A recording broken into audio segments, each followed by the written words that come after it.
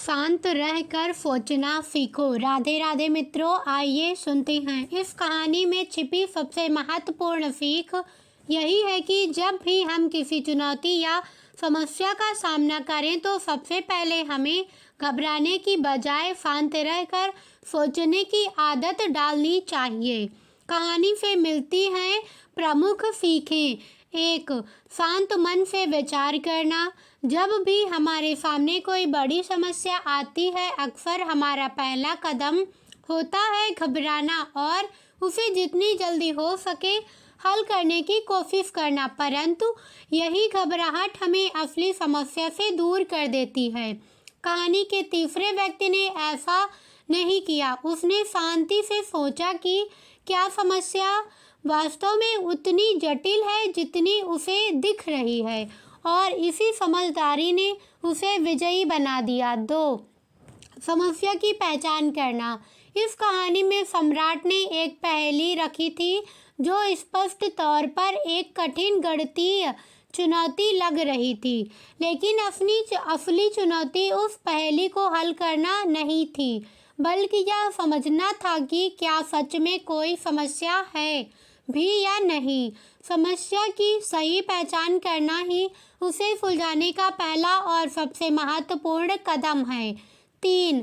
अंधाधुंध प्रयास नहीं, सही प्रयास। दोनों अन्य व्यक्तियों ने बिना सोचे समझे किताबों और ज्ञान पर ध्यान दिया, जबकि तीसरे व्यक्ति ने स्थिति का सही मूल्यांकन किया और बिना वजह के प्रयास के सही दिशा में कदम बढ़ाया। यह जीवन में एक बड़ा सबक है कि सिर्फ मेहनत करना ही काफ़ी नहीं होता, सही दिशा में मेहनत करना जरूरी है। 4. धैर्य और स्थिरता का महत्व। तीसरा व्यक्ति न केवल धैर्यवान था बल्कि उसका मन भी स्थिर था। उसने बिना किसी डर या जल्दबाजी के स्थिति का मूल्यांकन किया और एकदम सही कदम उठाया। ये सिखाता है कि धैर्य और मानसिक शांति ही बड़ी से बड़ी चुनौतियों को सुलझाने में मदद करती है। भावनात्मक पहलू। जब भी हम जीवन में किसी कठिन परिस्थिति में फंसते हैं, हमारी पहली प्रतिक्रिया होती है घबराहट या डर, परंतु सच्ची समझदारी यह होती है कि हम अपने डर पर काबू पाकर शांत मन से समस्या का सही समाधान खोजें। जब दिल और दिमाग में शांति हो, तभी हम सही समाधान तक पहुंच सकते हैं। तो दोस्तों, हर समस्या को एक चुनौती की तरह नहीं बल्कि एक अवसर की तरह देखें। पहले ठहरें, गहरी सांस लें और शांति से सोचें कि समस्या वाकई में है भी या नहीं। शांत रहकर सोचना सीखो। A best motivational story. एक बार एक सम्राट के पुराने वजीर की मृत्यु हो गई। वजीर बहुत बुद्धिमान था, लेकिन उसकी अचानक मृत्यु हो गई, इसलिए अब नए मंत्री की तलाश शुरू की गई। साम्राज्य बहुत बड़ा था, इसलिए उसे संभालने के लिए एक बुद्धिमान और दूरदर्शी वजीर की जरूरत थी। पूरे राज्य में सबसे बुद्धिमान और चतुर व्यक्ति की तलाश शुरू हो गई है। इसके लिए राज्य भर में कई तरह की परीक्षाएं आयोजित की गई। पूरे राज्य से विचारशील और बुद्धिमान व्यक्तियों को चुना गया और फिर उनकी और भी कठिन परीक्षाएं ली गईं, और अंत में केवल 3 चुने हुए व्यक्तियों को राजधानी लाया गया ताकि सम्राट उनकी अंतिम परीक्षा ले सके। उन तीनों को एक कमरे में रखा गया और इसकी घोषणा स्वयं सम्राट ने की थी कि कल उनकी अंतिम परीक्षा ली जाएगी और जो इसमें उत्तीर्ण होगा उसे राज्य का वजीर घोषित कर दिया जाएगा। परंतु आश्चर्य की बात थी कि शाम होते होते यह बात सारी राजधानी में फैल गई। सम्राट कल कौन सी परीक्षा लेने वाला है, सारे शहर में इसी बात की चर्चा होने लगी। सम्राट एक बहुत ही अजीब परीक्षा लेना चाहता था। कल सुबह उन तीनों को महल के एक बड़े कमरे में बंद कर दिया जाएगा और एक बड़ा ताला लगा दिया जाएगा। उस कमरे का दरवाज़ा वह ताला उस राज्य के कारीगरों गणितज्ञों और इंजीनियरों द्वारा बनाया गया था। उस ताले पर कोई चाबी नहीं थी, केवल कानून पर गणित के कुछ अंक लिखे हुए थे और उन अंकों में कोई पहेली छिपी हुई थी। जो उस पहेली को हल कर लेगा वही उस ताले को खोल पाएगा। धीरे धीरे यह बात उन तीनों तक पहुंच गई कि कल उन तीनों को एक कमरे में बंद कर दिया जाएगा और वहां ताला लगा दिया जाएगा। इसकी कोई चाबी नहीं है, बस उस ताले पर गणित के कुछ नंबर खुदे हुए हैं जिसमें एक पहेली छिपी हुई है।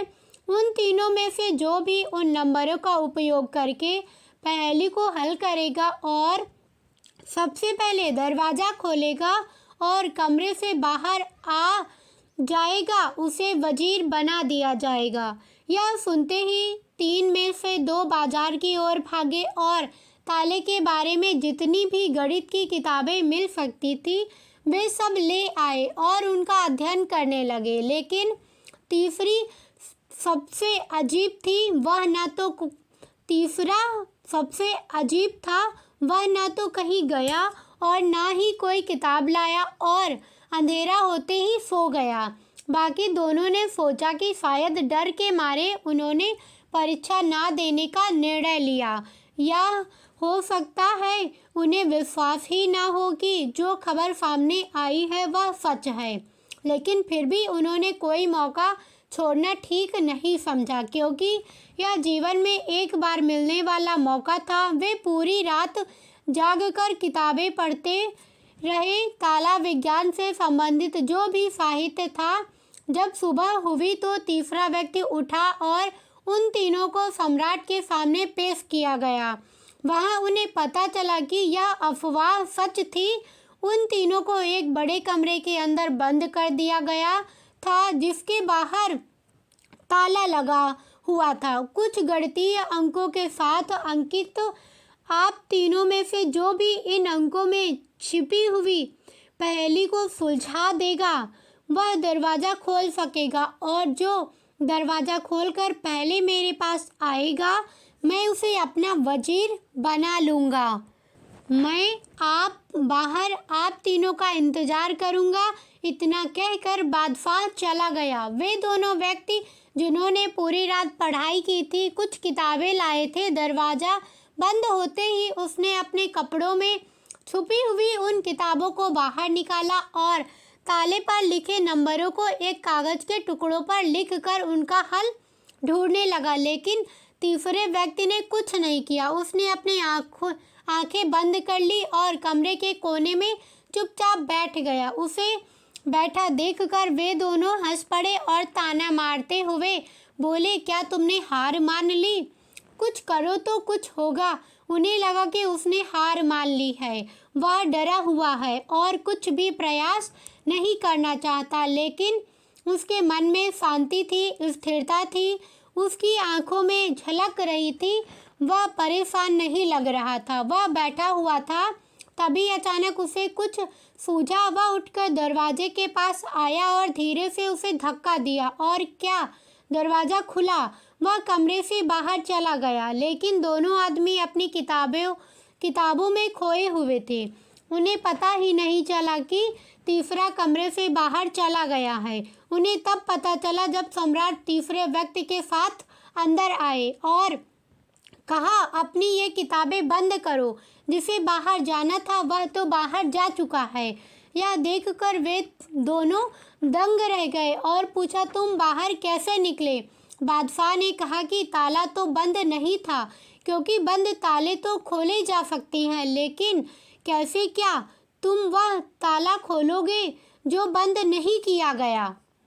यह आदमी आप में से सबसे बुद्धिमान है, क्योंकि उसने बुद्धिमान होने का पहला परिचय दिया है। ताले पर लिखे नंबरों को हल करने से पहले यह पता लगाने की कोशिश करता है कि ताला बंद है या नहीं। एक आदमी वास्तव में होशियार है जो किसी भी समस्या को हल करने से पहले यह जांचता है कि जो वह हल करने जा रहा है वह वास्तव में समस्या है या नहीं। तो यह आदमी हमारे राज्य का सबसे चतुर व्यक्ति है। हम इसे अपना वजीर नियुक्त करते हैं। तो दोस्तों, इस कहानी से यही सीखने वाली बात है कि जब भी हमें लगे कि हमारे सामने कोई बड़ी समस्या है तो घबराकर उस समस्या का समाधान ढूंढने की बजाय हमें शांति से सोचना चाहिए कि जो मैं समझ रहा हूँ वह वास्तव में समस्या है या नहीं, या वास्तविक समस्या कुछ और है जो मैं अभी नहीं देख पा रहा हूँ। कैसी लगी वीडियो कमेंट करके ज़रूर बताना। साथ ही वीडियो को लाइक, चैनल को सब्सक्राइब करके अपने मित्रों संबंधियों के साथ शेयर करना और आपने क्या सीखा इस वीडियो से कमेंट करके बताना। धन्यवाद।